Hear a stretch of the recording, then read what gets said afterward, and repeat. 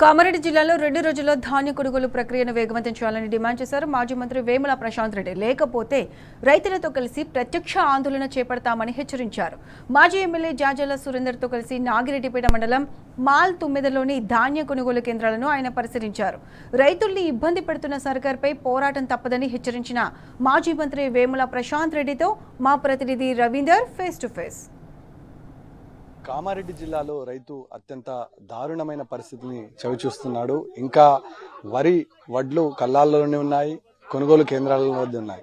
గత కొద్ది రోజుల నుంచి క్షేత్రస్థాయిలో అకాల వర్షం వల్ల వడ్లు తడిసి మొలకలెళ్తున్నాయి. క్షేత్రస్థాయిలో రైతాంగం తీవ్ర స్థాయిలో ఇబ్బందులు ఎదుర్కొంటుంది, అయినా ప్రభుత్వం పట్టించుకోవడం లేదు. ఈ నేపథ్యంలో మనం నాగిరెడ్డిపేట మండలం మాల్తుమ్మెద గ్రామంలో ఇవాళ స్థానిక మాజీ ఎమ్మెల్యే జాజాల సురేందర్తో కలిసి మాజీ మంత్రి ఎమ్మెల్యే వేముల ప్రశాంత్ రెడ్డి క్షేత్రస్థాయిలో రైతాంగం ఎదుర్కొంటున్న దుస్థితి పైన పర్యవేక్షణ పరిశీలన చేసి అధికారులతో మాట్లాడుతున్నారు. ఈ నేపథ్యంలో గత కొద్ది రోజుల నుంచి కామారెడ్డి నియోజకవర్గంతో పాటు ఎల్లారెడ్డి నియోజకవర్గం, అక్కడ జుక్కల్ నియోజకవర్గ పరిసర ప్రాంతాల్లో రైతాంగం తీవ్ర స్థాయిలో ఇబ్బందులు ఎదుర్కొంటున్నది. క్షేత్రస్థాయిలో గత కొద్ది రోజుల నుంచి బీఆర్ఎస్ పోరాటం చేసి ఎప్పటికప్పుడు ధాన్యాన్ని తరలించాలని ప్రభుత్వాన్ని డిమాండ్ చేస్తుంది. ఈ నేపథ్యంలో ప్రభుత్వ యంత్రాంగం స్పందించక గత కొద్ది రోజుల నుంచి తీవ్ర స్థాయిలో ఇబ్బందులు ఎదుర్కొన్నారు. ఇవాళ రైతాంగం క్షేత్రస్థాయిలో తీవ్ర ఇబ్బందులు ఎదుర్కొంటుంది, అయినా పాలకులు పట్టించుకోవడం లేదు. క్షేత్రస్థాయిలో మాజీ మంత్రి బాల్కొండ ఎమ్మెల్యే ప్రశాంత్ రెడ్డి గారితో పాటు జాజాల సురేందర్ గారు మాజీ ఎమ్మెల్యే పర్యవేక్షణ పరిశీలన చేస్తున్నారు. ఇవాళ అత్యంత హృదయ విదారకమైన ఘటనలు అనేక చూస్తున్నారు. గత కొద్ది రోజుల నుంచి విపరీతమైన వర్షాలు పడ్డాయి. వర్షాలు పడ్డటువంటి వడ్లు మొలకలేలేదు. స్వయాన మాజీ మంత్రి గారు ప్రశాంత్ రెడ్డి గారు చూసి ఇవాళ రైతు ప్రాధేయపడుతున్నాడు. సార్, ఎక్కడ చూసినా హృదయ విదారకమైన ఘటనలు కనబడుతున్నాయి. క్షేత్రస్థాయిలో వడ్లు కొనాలని కాళ్ళ మీద పడి ప్రాధేయపడుతున్నాయి. ఎందుకు వచ్చింది సార్ ఈ దుస్థితి? ఏంది పరిస్థితి? ఎట్లా కనబడుతుంది? చాలా అన్యాయం ఇది. రాష్ట్రంలో ఎక్కడికి పోయినా ఇదే పరిస్థితి ఉన్నది. ముఖ్యమంత్రి గారేమో 4 రోజుల క్రితం 80% వడ్లు పోయినాయి, ఇంకొక 20% ఉన్నాయని చెప్తాడు. మరి ఇవాళ నేను మాల్తుమ్మెద గ్రామంలో ఉన్న నాగిరెడ్డిపేట మండలం, ఇక్కడ వీళ్ళు చెప్తున్న ప్రకారం ఇప్పటికి 34 లారీలు పోయినాయి, ఇంకా 70 లారీలు ఉన్నాయి. అంటే 3వ వంతు పోయినాయి, 30వ వంతు ఉన్నాయి. అంటే 30% పోయినాయి. 70% వడ్లు ఇంకా మీకు కుప్పలు కనిపిస్తున్నాయి. మీకు పాపం వర్షం పడి లాకలు వస్తూ ఉన్నాయి. ఇదే కాకుండా 6 లారీలు రైస్ మిల్లర్ దగ్గర ఉండి 1600 సంచులు, ఒక రైతు చెప్తా ఉన్నాడు, 1600 సంచులు బాన్స్వాడలో నెమలి దగ్గర ఉన్న రైస్ మిల్లో 6 రోజుల నుంచి ఉన్నాయట. రైస్ మిల్లు దించుకుంటలేరు. వాడేమో 12 కిలోల కడత అడుగుతున్నాడు ఒక క్వింటాల్కు. కడతా ఇవ్వకపోతే బస్తాలు దిగుతలేవు. కడతా ఇస్తే రైతు నష్టపోతా ఉన్నాడు. ఈ 12 కిలోల కడతాని ఎవడెవడు పంచుకుంటున్నాడు? ఇటు మిల్లర్లు, కాంగ్రెస్ నాయకులు పంచుకొని తింటా ఉన్నారు. ఇవాళ రైతు పాపం దిక్కులేక ఇల్లు తీసుకోకపోతే వర్షాలు వస్తే తడుస్తున్నాయని చెప్పి ప్రైవేట్ వ్యాపారులకు అమ్ముకుంటున్నారు. 2400 వచ్చే మద్దతు ధర, మళ్ళీ వీళ్ళు 500 బోనస్ ఇస్తామన్నారు. ఇవన్నీ కూడా పోను. 2900 రావాల్సింది రైతు 1500, 1600, 1700లకు అమ్ముకుంటా ఉన్నాడు. ఇవాళ ఇంత అన్యాయంగా ఇవాళ అప్పుడేమో పెద్ద పెద్ద మాటలు చెప్పిర్రు ఓట్ల కోసం ఎన్ని మాటలు అంటే అన్ని మాటలు ఇక అద్దులు లేకుండా చెప్పిర్రు. ఇవాళ రైతు గోస ఉచ్చుకుంటా ఉన్నారు. నేను ఇప్పుడే డిఎస్ఓ గారికి మాట్లాడినా, వెంటనే లారీల్ని పెంచమని చెప్పిన. ఈ సెంటర్కు పెంచకపోతే రాబోయే 2 రోజుల్లో బీఆర్ఎస్ పార్టీ రైతుల పక్షాన పోరాటం చేస్తుంది తప్పకుండా. ఇదొకటే కాదు, ఇంకా నేను సెంటర్లు కూడా తిరుగుతాను. ఇది చాలా దుర్మార్గము. అటు ఎమ్మెల్యే పత్తలేడట, ఊరోళ్ళు చెప్తున్నారు ఎమ్మెల్యే ఇప్పటి మట్టుకు రాలేదని. పాపం మాజీ ఎమ్మెల్యే ఓడిపోయినటువంటి వ్యక్తి రైతుల బాధ చూడలేక నాకు ఫోన్ చేసి, అన్నా నువ్వు రా, నువ్వు వస్తే కొద్దిగా బాగుంటుంది, నువ్వు మాట్లాడు అని అంటే నేను ఇవాళ ఇక్కడికి రావడం జరిగింది. సురేందర్ గారు ఫోన్ చేస్తే నేను ఇక్కడికి వచ్చాను. అంటే కాంగ్రెస్ నాయకులు కనపడరు, ఎమ్మెల్యేలు కనపడరు, రైతుల కోసం ఎవడు పట్టించుకోడు.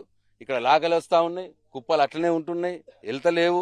అయినా సరే ముఖ్యమంత్రి పెద్ద పెద్ద మాటలు మాట్లాడుతూ ఉన్నాడు. ఇవాళ సిగ్గుండాలే ముఖ్యమంత్రికి కావచ్చు, ఆయన ఉత్తమ్ కుమార్ రెడ్డికి కావచ్చు, సిగ్గుండాలే వాళ్ళకి. వాళ్ళు అక్కడ ప్రెస్ మీట్లు పెట్టి మాట్లాడు తప్పిస్తే మరి ఇక్కడ ఫీల్డ్లకు వచ్చి ఏం జరుగుతున్నది? పోతున్నాయా లేవా? లారీలు వస్తున్నాయా లేవా? మరి లారీ వాడు దించుకోకపోతే ఎందుకు దించుకుంటలేడు? కడతా అడిగితే వాడు రైస్ మిల్ వాడి సంగతి ఏంది? వాడి మీద యాక్షన్ తీసుకున్నాడు. ఇట్లా ఏదీ లేదు. రైతుల్ని పాపం గాలికి వదిలేసిర్రు. ఇవాళ ఎక్కడికక్కడ వరిగోస పడతా ఉన్నారు రైతులు. ఇది చాలా దుర్మార్గం. ఈ శాపం తగులుతుంది ఈ ప్రభుత్వానికి, ఈ ముఖ్యమంత్రికి. రైతుల శాపం తగులుతుంది తప్పకుండా. కాలం తిరుగుబాటు చేసినట్టుగా వాళ్ళ పరిస్థితి మారింది. ఒకప్పుడు ఈ వ్యవసాయాన్ని చూడడానికి, ఇక్కడ పండించిన రైతులను చూడడానికి దేశ విదేశాలను, ముఖ్యంగా దేశంలో వివిధ ప్రాంతాల నుంచి, గుజరాత్ లాంటి ప్రాంతాల నుంచి ఇక్కడికి వచ్చి ఇక్కడ పండించినటువంటి రైతుల పంటలను పరిశీలించిన చరిత్ర 10 సంవత్సరాల క్రితం క్రియేట్ అయింది. ప్రస్తుతం ఇవాళ రైతు అన్నమో రామచంద్ర అనే దీనస్థితికి దిగజారింది. క్షేత్రస్థాయిలో మీరు రైతులు కలిసినప్పుడు మీతో ఆవేదనని ఏ విధంగా వెళ్ళగక్కుతున్నారు, ఏమంటున్నారు ఈ ప్రభుత్వానికి? వాళ్ళు అంటున్నారు ఒకటే, కేసీఆర్ ఉన్నప్పుడు మంచిగా వస్తుండే, లారీలు వస్తుండే, పోతుండే, వారం లోపల పోతుండే, ఏమి ఇబ్బంది లేకుండే. ఈ ప్రభుత్వం వచ్చిన తర్వాత ఎవడు అడిగేటోళ్ళు లేడు, పట్టించుకుంటోళ్ళు లేడు. 2 నెలలు అండి, 2 నెలల నుంచి కుప్పలు ఉంటాయండి కల్లాలల్లా. ఇదేమన్నా ప్రభుత్వం? April May 2 నెలలట. 2 నెలలు, జూన్ రానే రావట్టే, వర్షాలు రానే రావట్టే, ఇంకెప్పుడు పోతాయి? 70% వడ్లు ఉన్నాయి ఇక్కడ. రైతులందరూ అదే అంటున్నారు. కేసీఆర్ ఉన్నప్పుడు రైతు బంధు చక్కగా వేసిండు, మంచిగా మాకు ఆదుకున్నాడు. మరి వాళ్ళ లారీలు పంపించిండు, వడ్లు ప్రతి గింజ కొన్నాడు, జొన్నలు కొన్నాడు, పెసర్లు కొన్నాడు, కందులు కొన్నాడు, అన్ని కొన్నాడు. ఇవాళ వీళ్ళు ఏదీ లేదు. జొన్నలు కొనరా బాబు అంటే ఎకరంకు 10 క్వింటాలు కొంటారట. పండుతుంది 30 క్వింటాలు, 40 క్వింటాలు వండుతుంది. వీడు 10 క్వింటాలు కొంటాడట. మిగతా 30 క్వింటాలు ఏం చేయాలి రైతు? ఎవరికి అమ్ముకోవాలి? తుట్టి బేరకు అమ్ముకోవాలి. అంటే ఏందన్నట్టు ఇది? కేసీఆర్ ఉన్నప్పుడు మరి అన్ని ఎట్లయినాయి, ఇప్పుడు ఎందుకు అయితలేవు? రైతు బంధు కేసీఆర్ ఉన్నప్పుడు టెన్షన్ ఎట్లనే పడ్డది, ఇప్పుడు వీడు ఎకరంకి ఎత్తాడు. ఒక మీటింగ్ కేసీఆర్ పెడితే 1 ఎకరం, ఇంకో మీటింగ్ పెడితే ఇంకో ఎకరం. మళ్ళీ ఓట్లు ఇప్పుడు ఎంపీటీసీ జడ్పీటీసీ ఎన్నికలు పెడతా అనుకొని వేసిండు. ఇప్పుడు ఎన్నికలు పెట్టేది లేదట, మళ్ళీ ఆపేసిండు. కేసీఆర్ ఉన్నప్పుడు నాట్లప్పుడు రైతు బంధు వస్తే ఈయన ఓట్లప్పుడు రైతు బంధు వేస్తా ఉన్నాడు. అంటే రైతులు ఇక ఎంత వెక్స్ అయిపోయారంటే మామూలు వెక్స్ కాలేదు. వడ్లన్న కొను, రైతు బంధు లేకున్నా సరే వడ్లు కొనమని అనే దీన స్థితికి ఇవాళ రైతు వచ్చిండు. చాలా అన్యాయం ఇది. ఇవాళ ప్రతి ఒక్క రైతు కూడా కేసీఆర్ నే గుర్తు తెచ్చుకుంటున్నారు. కేసీఆర్ మళ్ళీ రావాలంటున్నారు. ఈ రేవంత్ రెడ్డికి రైతుల ఉసురు తగులుతుంది, తప్పకుండా తగులుతుంది. దానికి రైతాంగం ఆవేదన వ్యక్తం చేస్తుంది.